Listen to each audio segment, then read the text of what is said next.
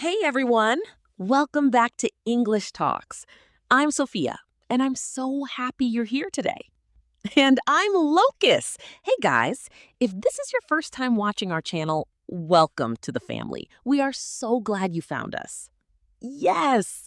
So on this channel, we talk about real topics in real English, simple English, the kind of English you can actually use in your daily life. That's right. We don't use complicated words. We don't make it hard. We just talk like two normal people. Like two normal people who really love English. Exactly. So, Sophia, before we get into today's topic, how are you doing? Like, really doing? Oh, wow. That's actually a big question, Locus. I know. That's the point. Okay, honestly, I am feeling a little tired today, but also kind of excited. Is that weird? No, that's actually very human. I feel that way too sometimes. Like tired in my body, but my mind is like, let's go, let's do this. Yes, exactly. My body says sleep, but my heart says record this video. I love that. Okay, so guys, do you see what just happened there? Oh, yes! We just talked about our feelings naturally, without thinking too much. And that is exactly what today's episode is all about. Today, we are talking about, drumroll, how to talk about your feelings in English confidently. Because this is something so many English learners struggle with. You feel something inside, but you don't know the words to say it. Or maybe you know a few words. Right. And then when you add a second language on top of that, it becomes even harder. I remember talking to one of our viewers. She commented on one of our videos. She said, I know how I feel, but in English, I just say, I'm fine, and stop there. Oh, I've heard that so many times. I'm fine. That phrase. It becomes like a wall, right? Someone asks, how are you? And the wall goes up. I'm fine. And sometimes you are fine, but sometimes fine means a million different things. Exactly.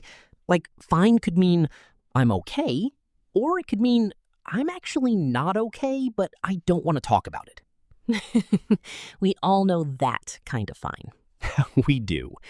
So today, we want to give you more words, more tools, more ways to express what's inside.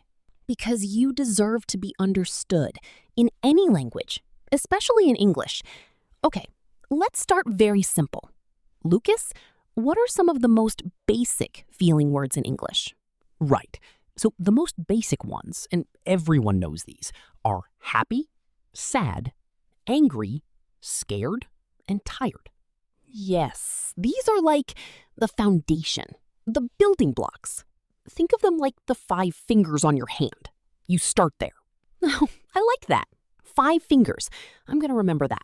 But here's the thing. These words are a little bit flat. You know what I mean? Yes, like imagine you're eating a really amazing meal and someone asks, how is the food? And you just say, good. That's so underwhelming. The food is incredible. Say more. Right. So feelings are the same. Instead of just happy?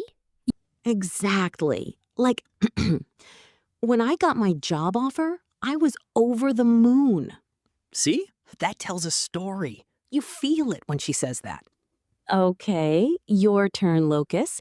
Give us a word for sad, but a stronger one. Oh, okay.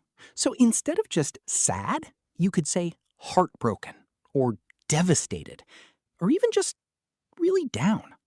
Down. That's a great simple one. I've been feeling really down lately. Yeah, it's soft, it's honest, and it's easy to say. And for our beginners, down means you feel low, not energetic, a little sad, like your energy is going down. Like gravity is winning that day. Like gravity is winning. Perfect. Okay, so now let's talk about phrases. Because knowing words is great, but knowing how to put them in a sentence, that's the real skill. Yes. So let's give some phrases that you can actually use today in real life. Okay, so first one, and this is super easy. Ready? Ready? I feel like. That's it. Start with that. Oh, yes, I feel like is so powerful because after those 3 words, you can say anything. Like, I feel like no one is listening to me. Or, I feel like I need a break. Or, I feel like something good is coming. Ooh, I like that last one. Positive vibes. Always. Okay, next phrase. This one is great for when you're confused about your own feelings. Ready? Go for it. I'm not sure how I feel about this. Oh, yes. That is so real. Because sometimes, honestly, we don't know how we feel, right? Totally. Like when something happens and you're just processing. You haven't decided yet how to feel. I say this a lot, actually. Like, recently, a friend told me some big news, and my first reaction was just, I'm not sure how I feel about this. What was the news? That's not important. The point is, that phrase saved me. Because instead of saying nothing, I said something honest. And honest is always better than silent, right? Always. Okay, I have another good phrase. This one is for when you're really happy about something someone did for you. What is it? That really means a lot to me, Oh, that one hits different. right? It's warm, it's genuine, and it's not too dramatic. It's just real. Like if a friend surprises you with coffee on a hard day, you can say, thank you. That really means a lot to me. Exactly. And watch, that person's whole face will change when you say it because they feel that you feel it. Yes, that's the magic of expressing feelings in English. It connects people. Okay, let's talk about something that's a little harder: negative feelings. Yeah, this is where a lot of people get stuck. Because saying I'm happy feels safe, but saying I'm angry or I'm hurt, that feels risky. It does. But it's also so important because if you can't say it, the feeling just stays inside, and that's not good for anyone. So let's help our viewers express negative feelings in a calm, clear way without sounding dramatic or rude. Great. Okay, let's start with frustration because frustration is so common. We all feel it all the time. Okay, so instead of just saying, I'm angry, which can sound very strong, you can say, I'm a little frustrated right now. Yes, a little. That softens it. It's honest, but it's not aggressive. And people respond better when you're calm. When you say, I'm frustrated, it opens a conversation. When you yell, it closes one. True, very true. Okay, what about feeling overwhelmed? Because that's a big one these days. Oh, overwhelmed. Yeah, this is one of my most used words, honestly. Same. So, overwhelmed means you have too many things happening, too many feelings, too many tasks. It's like everything is piling up. And you can say, I'm feeling a little overwhelmed right now. Or, there's a lot going on and I feel overwhelmed. And here's a tip: after you say that, it's nice to also say what you need. Like, I'm overwhelmed. I think I just need some quiet time. Oh, that's great. You share the feeling and the solution. Right, because then the other person knows how to help you. Okay, one more. What about loneliness? Because I think a lot of people feel lonely, especially if they move to a new country and they're learning English. Yeah, that one is real, and it can be hard to say. How would you say it, Sophia? If you felt lonely, what would you say? I'd probably say, I've been feeling a little lonely lately. Or maybe, I feel like I'm missing connection with people. That second one is really beautiful. Missing connection. It says so much. And it doesn't sound like you're complaining. It sounds like you're being honest about what you need. And if someone says that to you, what do? You listen.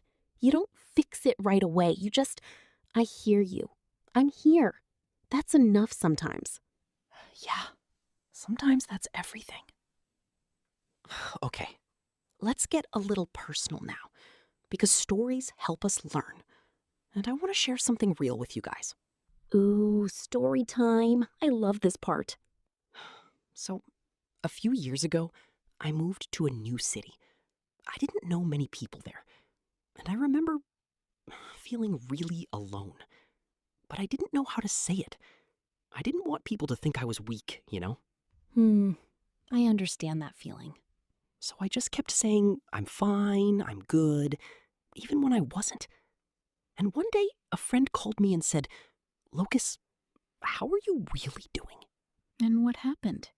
I just said it. I said, honestly, I've been feeling really lonely, and I'm struggling a little. And it felt like a weight came off my chest. Wow. And my friend said, thank you for telling me. I had no idea. Let's fix that. And we did. We made plans. We talked more. It changed everything. And all of that started because you said the words. Exactly. The words unlocked everything. I love that story. Can I share one too? Please. So, I used to be really bad at saying I'm angry. Like, I would never say it. If something upset me, I would just smile and say, it's okay.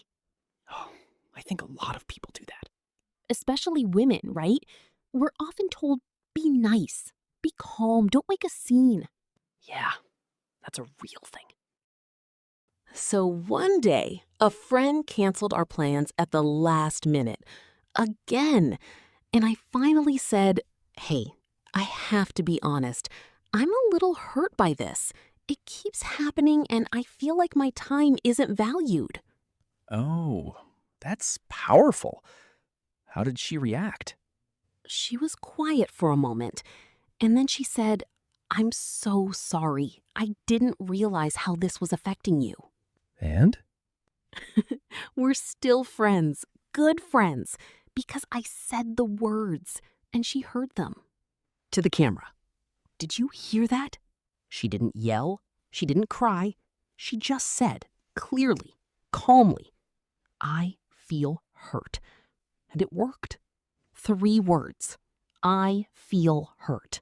That's all it took.